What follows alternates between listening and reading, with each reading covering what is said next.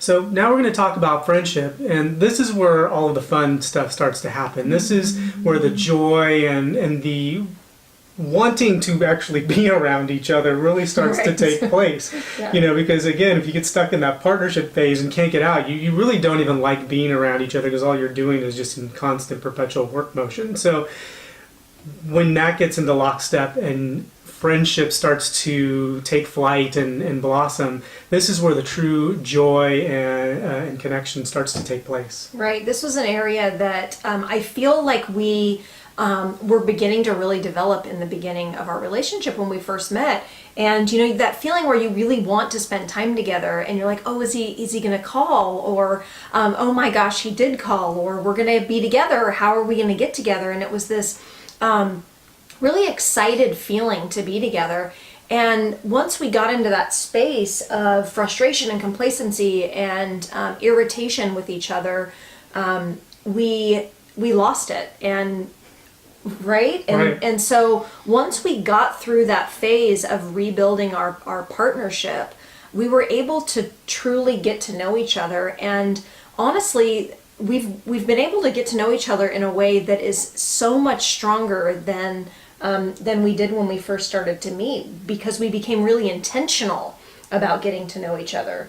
I remember starting with some of those date nights where interestingly, when we first started date nights, when we were fixing or blowing up our marriage, it was like ting, ting, ting. We didn't have anything to say. We didn't have anything to talk about other than the kids or, the tasks. So Lance went and found some really great questions for us to ask each other about our childhood and the most embarrassing things that happened. And what happened is it sparked some really, really fun and deep conversations that they were interesting, because what was cool about it was as if we were stepping back into almost meeting each other again. Right. Even though we had kids and knew a lot about each other, there were simple things that we quite frankly didn't know about each other, and these questions were really great icebreakers to start having conversation again.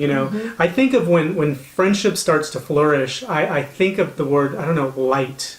And I don't mean light like a light bulb, but light as in airy and easy. Lightweight. Yeah. And laughter is a big part of friendship, and unless things are light and comfortable and confident in your relationship building, laughter is hard to muster up. I think I do a really good job of making you laugh now, but that comes from confidence and knowing and being good buddies and being good friends and being really comfortable around each other, like a best friend. Like a best friend you can tell anything to. You laugh together, right? Because that's what your best friends do. Right, but if you think about it, if we rewind back to when we were stuck in that space of dysfunctional partnership, I didn't have the ability to laugh with you because everything was irritating. And so that's not funny. Like what you're doing right now is not funny to me.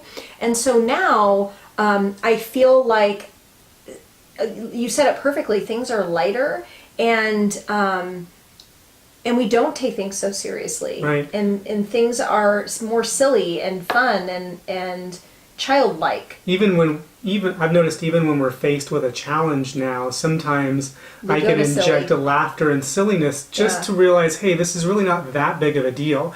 And it's not to make light of a challenge. It's really to say, come on, we're bigger than this, and I also think that we have, and I think that everyone has the ability to get to this place, but we now have perspective on it. Right. When you get faced with the reality of how are we going to tell the kids that we're moving out of our house and mommy and daddy are getting separate apartments, when you go from that to where we are today, things aren't so serious anymore. No, they really aren't. They really aren't. Like you put it in perspective, and you think about what a lot of other people go through. And John Vroman said this so well at the One Life conference. He said, if we all threw our problems out on a table, we would be really quick to grab ours back, because some of the things that go on in the world and some of the things that people are faced with are so extreme. And when you look back at your own life